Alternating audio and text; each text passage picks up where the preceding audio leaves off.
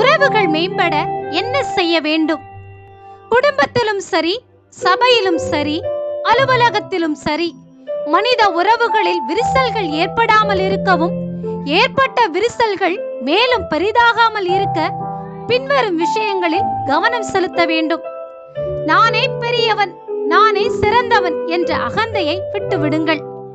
அர்த்தமில்லாமலும் பின்விளைவு அறியாமலும் பேசிக்கொண்டே இருப்பதை விடுங்கள். எந்த விஷயங்களையும் பிரச்சனைகளையும் நாசுக்காக கையாளுங்கள், விட்டுக் கொடுங்கள்.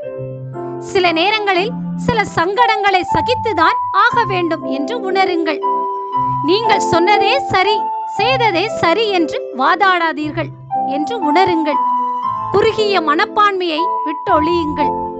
உண்மை எது, பொய் எது என்று விசாரிக்காமல் இங்கே கேட்டதை அங்கே சொல்வதையும், அங்கே கேட்டதை இங்கே சொல்வதையும் விட்டு விடுங்கள். மற்றவர்களை விட உங்களையே எப்போதும் உயர்த்தி நினைத்து கர்வப்படாதீர்கள். அளவுக்கு அதிகமாய், தேவைக்கு அதிகமாய் ஆசைப்படாதீர்கள். எல்லோரிடத்திலும் எல்லா விஷயங்களையும் அவர்களுக்கு சம்பந்தம் உண்டோ இல்லையோ சொல்லிக் கொண்டிருக்காதீர்கள். கேள்விப்படுகிற எல்லா விஷயங்களையும் நம்பிவிடாதீர்கள். அற்ப விஷயங்களை பெரிதுபடுத்தாதீர்கள். உங்கள் கருத்துகளில் உடும்பு பிடியா இல்லாமல் கொஞ்சம் தளர்த்தி கொள்ளுங்கள். மற்றவர் கருத்துக்களை, செயல்களை, நடக்கின்ற நிகழ்ச்சிகளை தவறாக புரிந்து கொள்ளாதீர்கள்.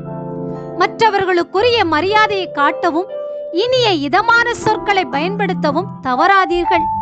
புன்முறுவல் காட்டவும், சிற்சில அன்பு சொற்களை சொல்லவும் கூட நேரமில்லாதது போல் நடந்து கொள்ளாதீர்கள்.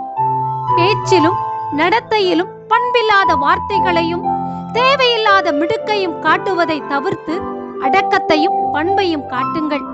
அவ்வப்போது நேரில் சந்தித்து மனம் திறந்து பேசுங்கள். பிரச்சனைகள் ஏற்படும் போது அடுத்தவர் முதலில் இறங்கி வர வேண்டும் என்று காத்திருக்காமல் நீங்கள் பேச்சை துவங்க முன்வாருங்கள்.